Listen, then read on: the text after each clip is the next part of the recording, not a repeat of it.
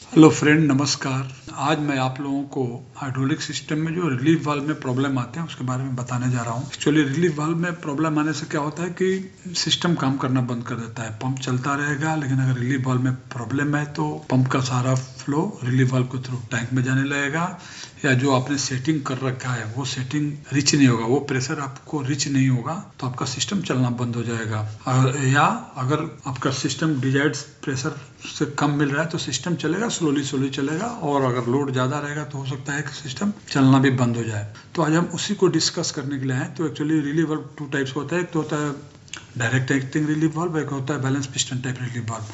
और balance piston type relief valve में भी डिफरेंट टाइप्स हैं। तो मैं अभी relief valve direct acting relief valve के बारे में बताने जा रहा हूँ। डायरेक्ट एक्टिंग रिलीफ वाल्व में क्या क्या प्रॉब्लम आता है। तो ये डायरेक्ट एक्टिंग रिलीफ वाल्व है, जब पैसा भी पहले भी मैंने बता रखा है आप लोगों को। अभी देखिए इसमें क्या क्या प्रॉब्लम आता है। Pressure is not building as per setting of the valve. जैसे मान लें हमने रिलीफ वाल्व की सेटिंग हमने 100 बार पे किया है, 100 बार नहीं आ रहा है, एक ये प्रॉब्लम आएगा। तो दूसरा प्रॉब्लम इस स्प्रिंग टेंशन इज लेस। जो स्प्रिंग लगा हुआ है, जिससे मैकेनिकल फोर्स स्प्रिंग फोर्स से दबा के हम रखते हैं, वो टेंशन अगर लेस हो गया तो प्रॉब्लम शुरू हो जाएगा, डिजायर्ड प्रेशर आपको नहीं मिलेगा। इस सेटिंग स्प्रिंग इज सीयर्ड। अगर स्प्रिंग जो लगा हुआ वो टूट गया, इस adjustment screw thread is damaged. जो एडजस्ट करने वाला, जो स्प्रिंग टेंशन को एडजस्ट करने वाला स्क्रू है, उसका थ्रेड डैमेज हो गया। Poppet is damage so continuous leakage to tank. अगर पॉपेट डैमेज हो गया तब भी कंटिन्यूस लीकेज हो जाएगा।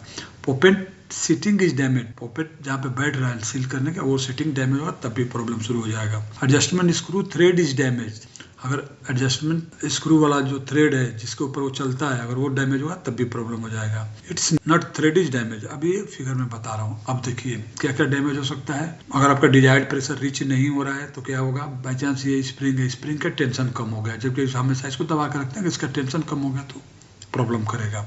ये स्प्रिंग टूट गया, स्प्रिंग टूट गया तो जो हम टेंशन हो उतना टेंशन ये लेगा नहीं, तो आपका इधर से आयल निकलता है। जर सिस्टम में ऐसे लगा रहता है, इधर से आयल पंप का जाता रहता है और ये पैरेलल में से लगा रहता है। और हमने एक बताया था पॉपेट डैमेज। ये पॉपेट जो है, पॉपेट पर अगर यहाँ पे डैमेज हो गया तब भी आपको क्या होगा, पॉपेट डैमेज तो आयल आएगा, आयल आने के बाद ये टैंक में आ जाता रहेगा, तो जो डिजायर्ड प्रेशर, आपको डिजायर्ड प्रेशर नहीं मिलेगा। फिर हमने लिखा है क्या, बताया कि ये जो हमारा स्क्रू है, स्क्रू का थ्रेड डैमेज होता है, आप घुमाएंगे तो ये आगे नहीं बढ़ेगा। अभी कैसे है, जनरली ये दबता है और ये फिक्स रहता है, ये नट के ऊपर हम उसको लॉक कर देते हैं। तो अगर इसका थ्रेडिंग लॉक डैमेज हो गया तब भी आगे बढ़ के इसको प्रेस नहीं कर पाएगा।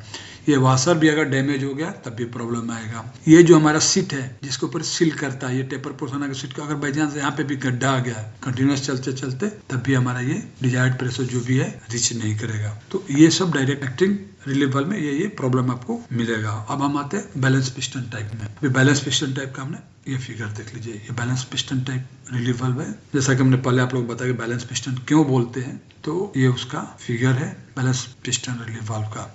इसमें भी देखिए क्या क्या प्रॉब्लम आएगा।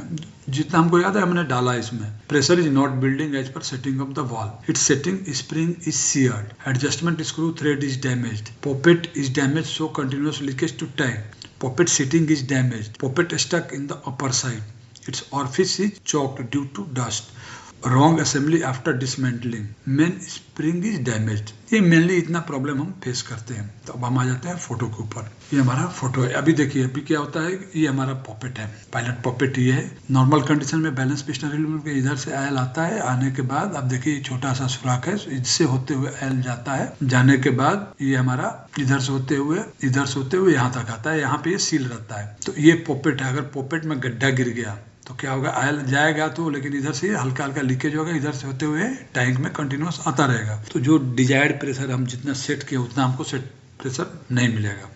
फिर हमें पायलट स्प्रिंग, अगर ये स्प्रिंग टूट गया या निकालते उसमें किसी ने इधर पीछे वाला वाशर डालना भूल गया, तब भी क्या हो जाएगा कि ये डिजायर्ड जितना हम यहाँ पे टेंशन देंगे टेंशन नहीं लेगा।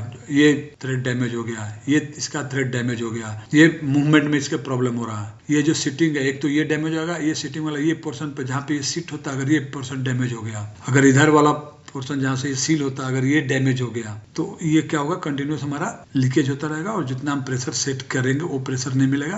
प्रेशराइज फ्लूइड हमें आके इधर से इधर टैंक में जाता रहेगा, चाहे इधर से इधर आता रहेगा, जो भी हम प्रेशर सेटिंग करेंगे नहीं करेगा। इसमें सबसे इम्पोर्टेंट क्या है कि अगर हम आयल का नाश मेंटेन नहीं कर रहे हैं, तो आयल का अगर नाश वैल्यू मेंटेन नहीं करेंगे, आयल का क्लीननेस मेंटेन है तो क्या होगा, कभी कभी ये जो है ऑरिफिस है बहुत पतला ऑरिफिस रहता है, बहुत लोग इसको इग्नोर करते हैं, पता नहीं चलता है। जब भी आप इसको खोलते हैं तो इसको सर्विस करते हैं, इसको क्लीननेस चेक करना है कि क्लीन है क्या।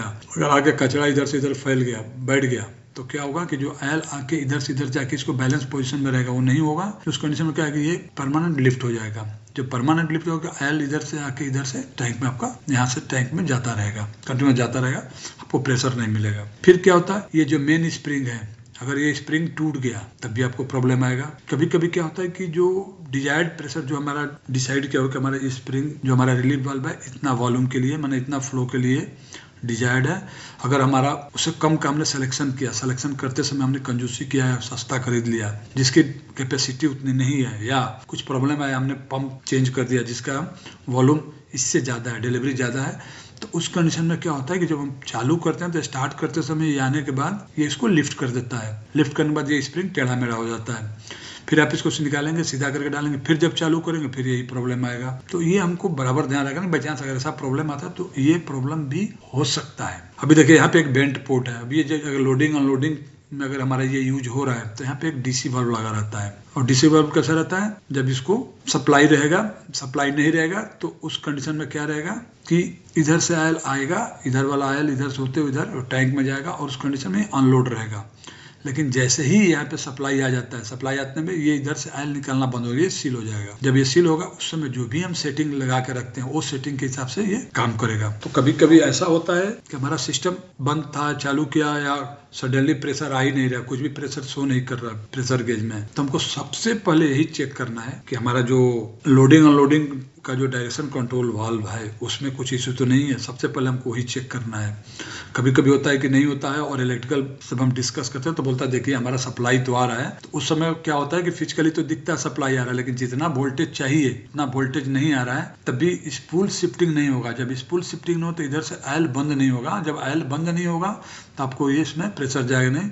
तो उस कंडीशन में क्या करते हैं कि मैनुअल पोक करके देख लेते हैं, और पोक करने पर प्रेशर आ गया तो समझ जाते हैं कि हमारा ये रिलीफ वाल्व काम कर रहा है, इलेक्ट्रिकल साइड से प्रॉब्लम है। अगर 24 वोल्ट है तो पक्का देखना 23.9 से 24 वोल्ट आना ही है, अगर नहीं आएगा तो आपको ये प्रॉब्लम रहेगा।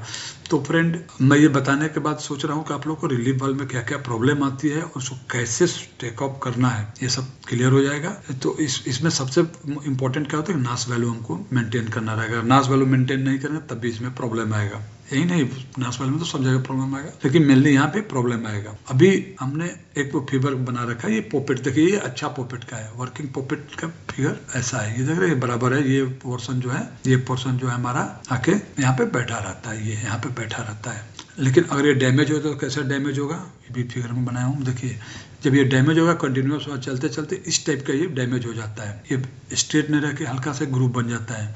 जब ये ग्रूव बन जाता है तो क्या होता है कि जब हम रिलीफ वाल्व को जब हम सिस्टम को स्टार्ट करते हैं तो आयल आता तो है, इधर से आते हुए इधर से जाते हुए यहाँ से जाते हुए यहाँ जाता और धीरे धीरे लीक करता है। तो उस कंडीशन में क्या होता है कि हम जब इसको टाइट करते हैं बैठ तो जाता है ये, लेकिन इसका लीकेज बंद नहीं होता है। उस कंडीशन में आपको ये, अगर सेम एंगल का पॉपेट है तो आपको पॉपेट चेंज करना पड़ेगा। जब पॉपेट चेंज करते हैं तो आपका ये प्रॉब्लम सॉल्व हो जाएगा। लेकिन ध्यान रखिए, जब भी हम चेंज करते हैं तो हमको ध्यान रखना है कि पॉपेट सेम एंगल का होना है। अगर वो सेम एंगल नहीं होगा तब भी प्रॉब्लम आएगा। इन द मीन टाइम कभी कभी क्या होता है कि जहाँ पे सीट होता है वहाँ भी हल्का सा गड्ढा बन जाता है। जब यहाँ पे हल्का सा गड्ढा बन जाएगा तब भी अगर ये पॉपेट बैठने के बाद भी हल्का सा आयल लीकेज होकर ये टैंक में जाता रहेगा, तो हमको उसका भी ध्यान रखना है। तो फ्रेंड, ये सब बताने के बाद मैं रिलीफ वाल्व में क्या प्रॉब्लम आता है इसको लेक्चर को बंद करता हूँ, और उम्मीद करता हूँ कि रिलीफ वाल्व में आने वाला प्रॉब्लम के बारे में आप लोग अवेयर हो जाएंगे कि रिलीफ वाल्व में क्या क्या प्रॉब्लम आती है, कैसे कैसे सॉल्व करना है। तो मैं आपसे रिक्वेस्ट करता हूँ कि मेरे इस चैनल को आप लोग सब्सक्राइब करें